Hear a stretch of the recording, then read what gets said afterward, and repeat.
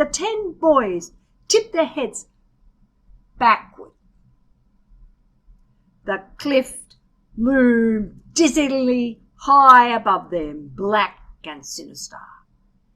In summer you could barely even see the cliff, as dragons of all shapes and sizes swarmed over it, snapping and biting and sending up a cacophony of noise that could be heard all over Burke. But in winter the dragons were hibernating and the cliff fell silent, except for the ominous low rumble of their snores. Hiccup could feel the vibrations through his sandals. "Now," said Gobber, "do you notice those 4 caves about halfway up the cliff, grouped roughly in the shape of a skull?" The boys nodded.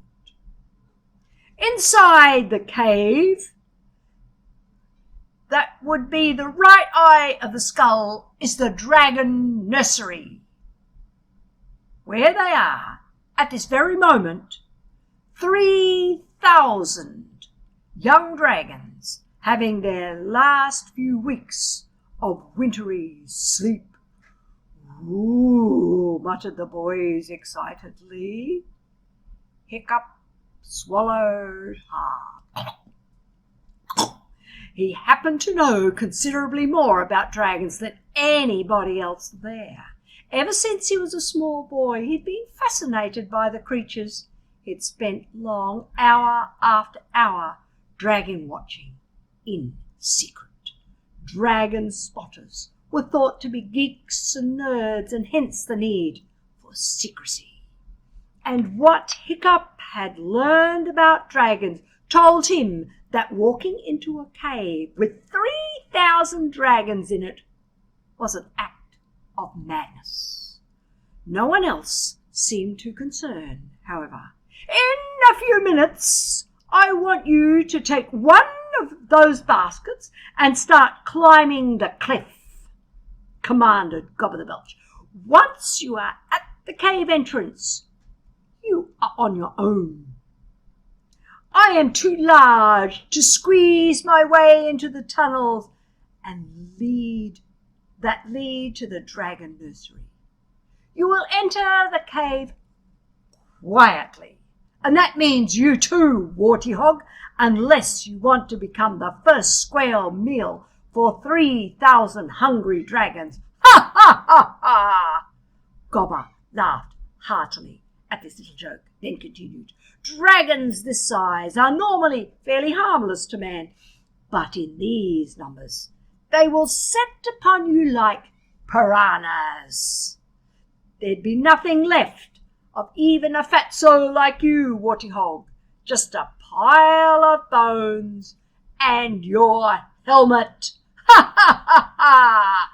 So you will walk quietly through the cave, and each boy will steal 1 sleeping dragon. Lift your dragon gently from the rock and place it in your basket. Any questions so far?" Nobody had any questions. "In the unlikely event that you do wake the dragons, and you would have to be idiotically stupid to do so, run like the thunder for the entrance to the cave. Dragons do not like cold weather, and the snow will probably stop them in their tracks." "Probably?" thought Hiccup. "Oh, well, that's reassuring. I suggest you do spend a little time choosing your dragon. It is important to get the correct size. This will be the dragon that hunts fish for you and pulls down deer for you.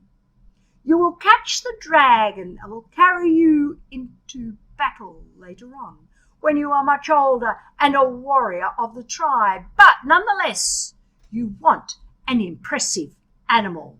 So a rough guide would be, choose the biggest creature that will fit into your basket. Don't linger for too long in there. something, thought Hiccup, in a cave full of 3,000 sleeping dragons. I need not tell you, Gobber continued cheerfully, that if you return to this spot without a dragon, it is hardly worth coming back at all. Anybody who fails this task will be put into immediate exile. The hairy hooligan tribe has no use for failures. Only the strong can belong. Unhappily, Hiccup looked around at the distant horizon. Nothing but snow and sea as far as the eye could see.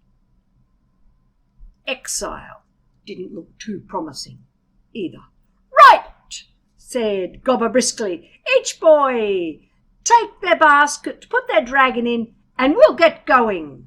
The boys rushed to get their baskets, chattering happily and excitedly. I'm going to get one of those monstrous nightmares, ones with extra extendable claws. They're really scary, boasted Snotlout. Oh, shut up, Snotlout. You can't, said Speedy Fists. Only Hiccup can have a monstrous nightmare. You have to be the son of the chief. Hiccup's father was Stoic the Vast, the fearsome chief of the hairy hooligan tribe. Hiccup, sneered Snotless.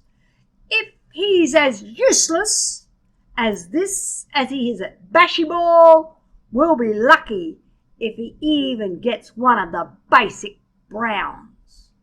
The basic brown was the most common type of dragon, a serviceable beast, but without much glamour.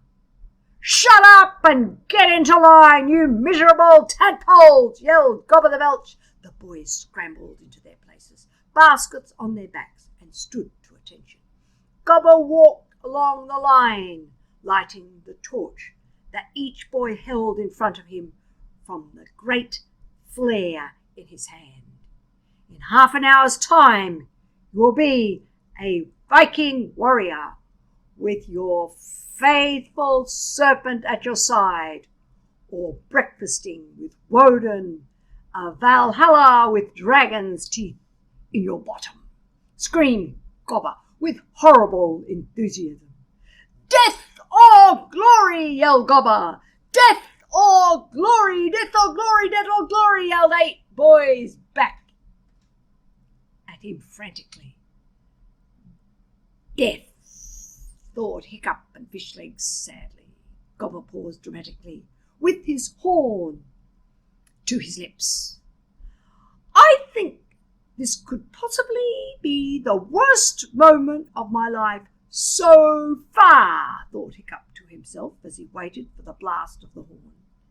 And if they shout much louder, we're going to wake up those dragons before we even start.